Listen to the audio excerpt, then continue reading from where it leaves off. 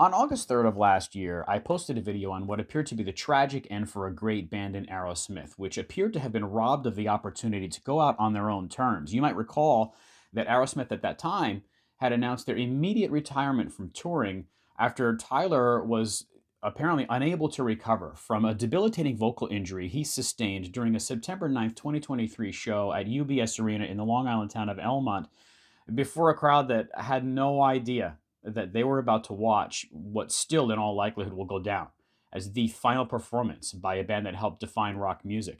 What had happened that night is that Steven Tyler, at age 76, just a quick recap, had so badly damaged his vocal cords that they later bled after that show.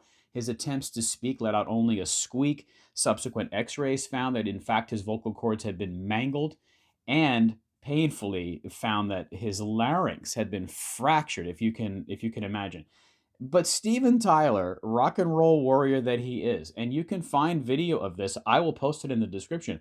That night, at, at, who knows? I mean, they opened that show with "Back in the Saddle," which is nothing but screaming by Steven Tyler, right?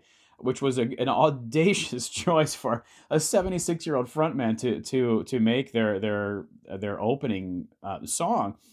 He still, despite all the damages that apparently his vocal cords had sustained, by the time they got to the 17th song they played that night during the band's encore, Steven Tyler is jumping up on the piano and belting out on top of this piano before a packed, thrilled crowd the screeching high notes at the end of Dream On.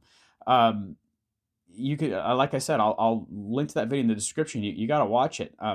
That still will probably, as I said, go down as the final performance by a band that helped define the rock era. I mean, listen to just a handful of the songs in their catalog. I mean, Sweet Emotion, Jamie's Got a Gun, my favorite Aerosmith song, which is Living on the Edge, Walk This Way, Dream On, Dude Looks Like a Lady, Ragdoll, to mention nothing of a couple killer Beatles covers they did over the years, Helter Skelter and Come Together.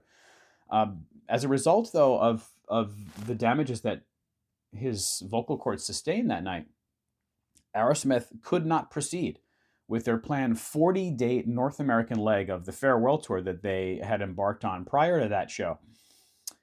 It seemed like it was all over for them. Tyler was not going to recover, the band said. He certainly wasn't going to recover to the point where they could put on self-respecting shows for crowds paying huge sums to see them. Aerosmith came to my town a while back, and I didn't go because I couldn't justify the price. It was gonna, it seemed, cost me hundreds of dollars to find even a decent seat just for myself to go. So, I stayed home. Do I regret that? Probably, because there is not going to be another chance to see them live, it seems. And I never had. And for all intents and purposes, it seemed to be over for Aerosmith at the time. However, plot twist. A plot twist that it was initiated by the band's bassist Tom Hamilton, who apparently recently told Boston radio station WBUR that now Tyler's recovery is going, quote, really well, as he put it. He was very delicate in the way he framed the things he was saying, saying he doesn't want to push Tyler into anything he doesn't want to do. If anything is going to happen with Aerosmith going forward, it's going to have to come from him. But the point is, it might not be over for them entirely. It's not clear what that means. One thing that seems clear is that it does not mean a tour. But here's part of what Hamilton told WBUR that day. He said, Steven's healing process is going really, really well, but it goes at his own pace. Maybe Aerosmith will do something in the future, but it's a big if. And the last thing I want to be doing is to try and push Steven in that direction. If we do anything in the future, it would come from him. Now, a Guitar.com story on this development noted that Hamilton previously had told AARP that while he's optimistic about the band reuniting, a full-on tour at this point is highly unlikely, and who would want to even see that?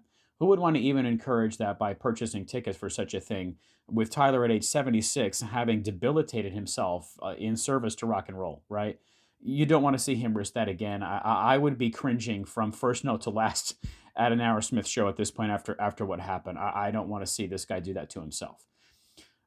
Now, Hamilton was asked on a scale of 1 to 10 how hopeful he is that Aerosmith will reunite. Again, it's not clear what that might mean, although I have some speculation on what it could mean. And he said, well, on the hope scale, I'm somewhere between 7 and 9. We won't be doing any tours from now on, but I'll always have hope that other types of opportunities come along. Again, he wasn't specific about what those opportunities might be, but we can have some fun speculating, can't we?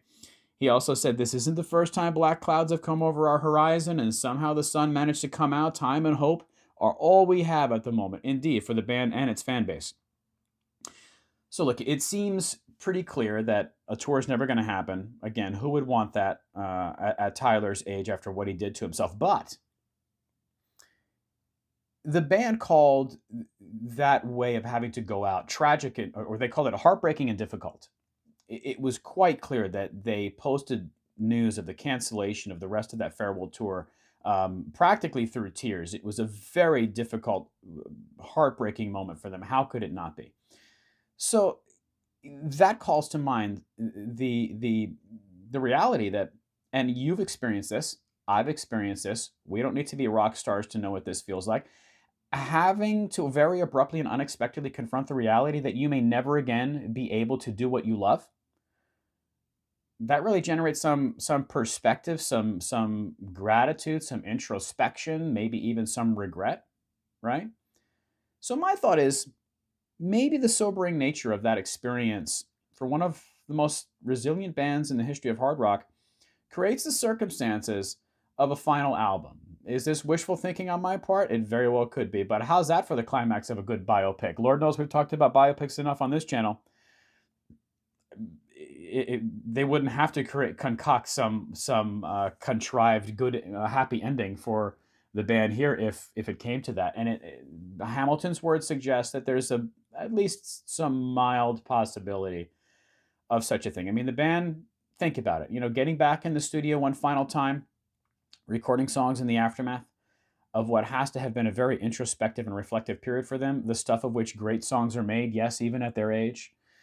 I'd love to see these guys go out on their own terms in that way. The last thing I want to see is that sort of ignominious end that they experienced when it seemed that Tyler was not going to recover from this terribly debilitating injury to his instrument, one of the most inimitable and unforgettable voices in the history of the genre. So I will end this video with the same two words with which I ended my last video. Stay tuned.